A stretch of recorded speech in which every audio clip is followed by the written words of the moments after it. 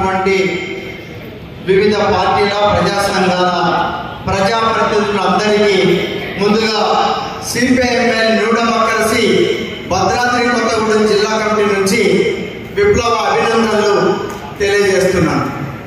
Comrade Suravaram Sudhakar Reddy గారి చరిత్ర ఎంత చెప్పినా తరగనటువంటి ఒక గొప్ప విప్లవ చరిత్ర ఉన్నది అనేటువంటి చెప్పి ఇంతకు ముందు మాట్లాడినటువంటి వక్తలు వివరించారు.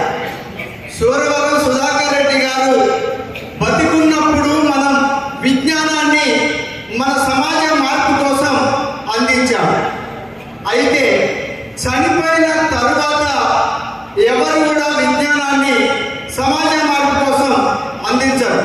అందులో అరుదైనటువంటి విజ్ఞానవంతుడైనటువంటి సూరవరం సుధాకర్ రెడ్డి గారు చనిపోయిన తరువాత ఈ సమాజ మార్పు కోసం ఈ వ్యవస్థని కూకటి వేలతోటి కూల్చివేయటం కోసం కావాల్సినటువంటి విజ్ఞానాన్ని అందిస్తున్నాడు అని చెప్పి నేను గర్వంగా ఈ సందర్భంగా చెప్తున్నాను. అరే చనిపోయిన తర్వాత ఎలా అందించాడంటే ఇంతకు ముందు సభాధ్యక్షుడు డెడ్ బాడీ ఎక్కడ అప్పగించారు అనేటువంటి విషయాన్ని చెప్పాడు. కాల్ చేయలేదు. ఇక్కడ సూరవరం సుధాకర్ రెడ్డి గారి డెడ్ బాడీ ఒక హాస్పిటల్కి అందజేయడం అనేటువంటిది జరిగింది.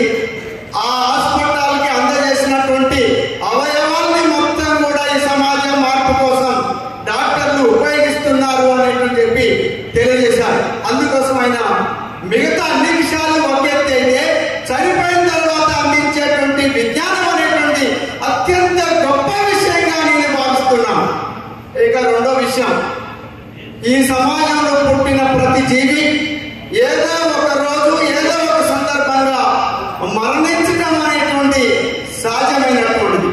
అయితే కొన్ని మరణాలు ఎలా ఉంటాయి? కొన్ని మరణాలు కొంతమంది చనిపోతే కోడి ఈగ కంటే తేలికగా చూస్తాం. కానీ కొంతమంది మరణాలు హిమాలయ పర్వతాల కంటే ఉన్నతమైనటువంటి వాటిగా చూస్తాం.